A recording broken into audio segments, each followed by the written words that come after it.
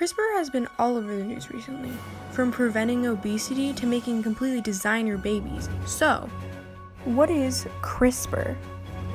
CRISPR stands for Clustered Regularly Interspaced Palindromic Repeats. You may be wondering, what does CRISPR do? Well, it locks onto the DNA. Then, it unwinds it and puts the target RNA onto the base pairs. Then, what it does is it cuts the DNA with a pair of molecular scissors. Then, it unwinds from the DNA and it breaks it. The DNA tries to heal itself, but its healing process is filled with errors, causing the gene to basically break. We are a team of high school students who traveled all across Colorado to interview some of the best minds in the field, deciding how can CRISPR truly help people. This is Repeats, the documentary. What is your definition of CRISPR? A gene editing technology that they use to cut DNA into pieces, and they put new pieces in order to do things like cure some diseases, create designer babies, genetically modify any type of plant or animal. It's an innovative way to edit genes, I guess, edit the genome. My definition of CRISPR, it's a tool that you can use to change the DNA in an organism. So the change is genetic expression. It's a tool you can use for that. My definition of CRISPR is gene editing technology that goes in and cuts a section of DNA and replaces it with DNA that is helpful to the organism.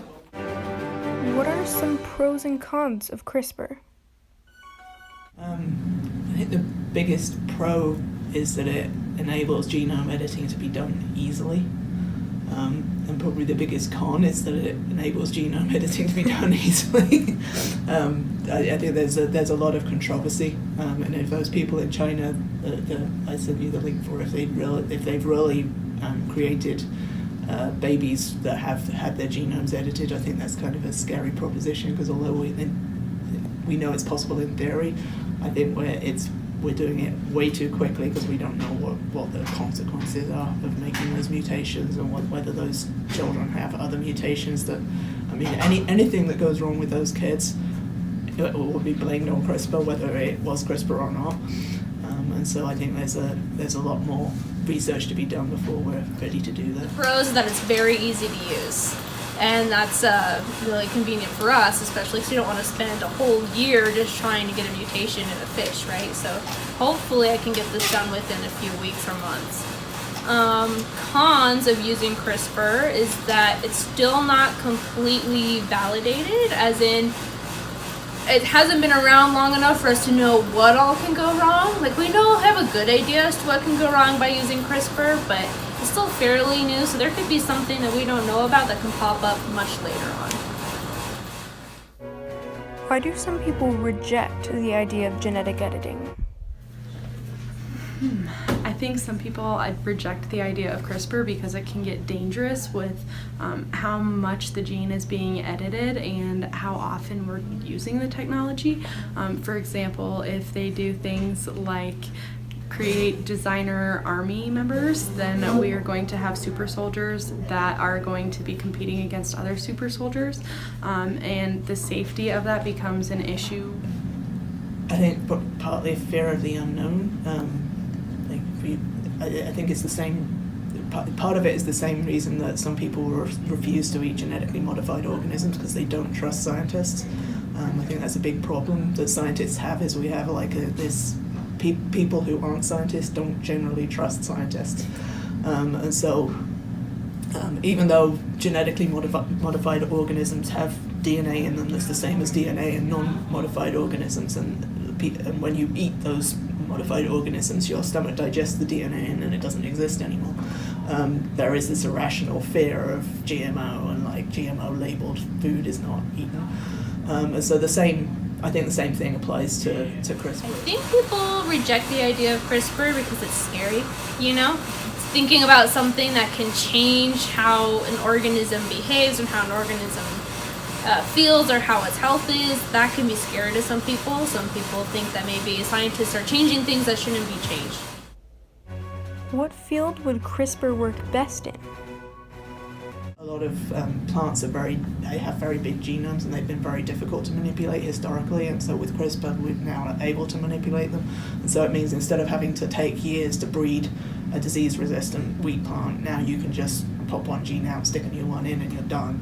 It's not quite that quick, but it's still that's still a very that probably will come before the medical applications because there's less rules.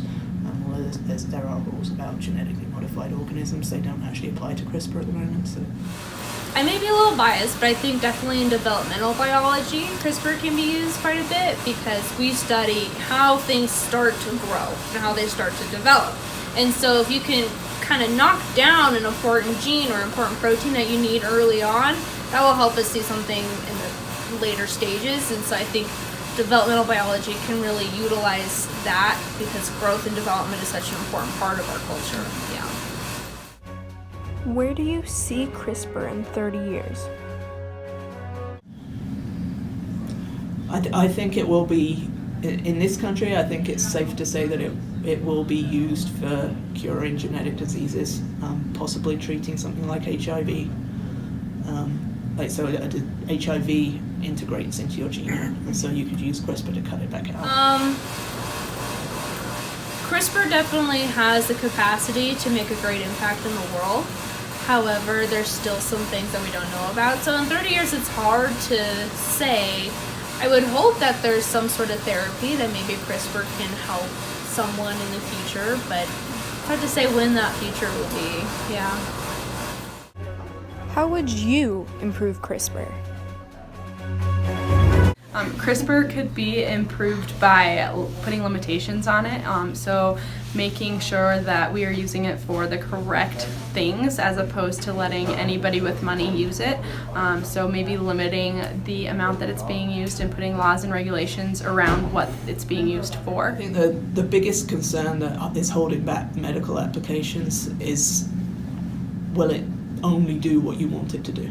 So when you put CRISPR into a cell, you want it to go and cut in a specific place, but at some low level it also will go and cut in other places that you might not want it to cut in, or you might not even know about.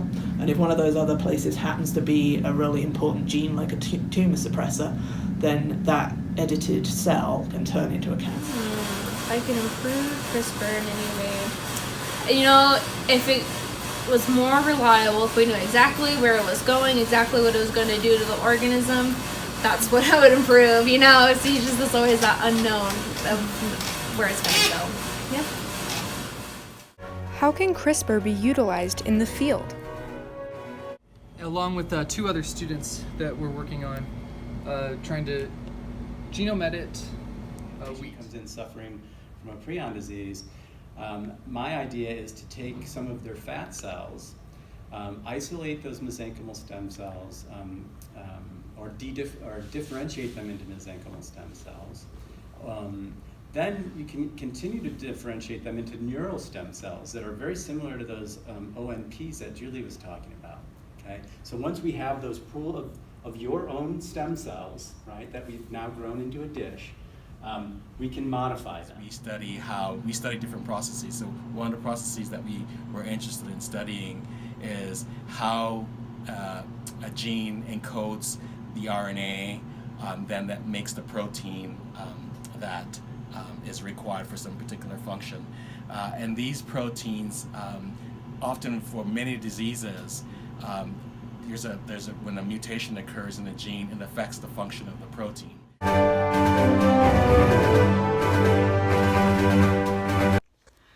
Hey, it's like 3 in the morning right now, and I just got finished editing this, but I'm exposing my ugly self for you guys because you helped me through this, you helped me make this, you helped me like bring my vision to life, and that was just really awesome. So I just kind of wanted to like make this video appreciating you guys. So just thank you so much. Like, I love y'all so much.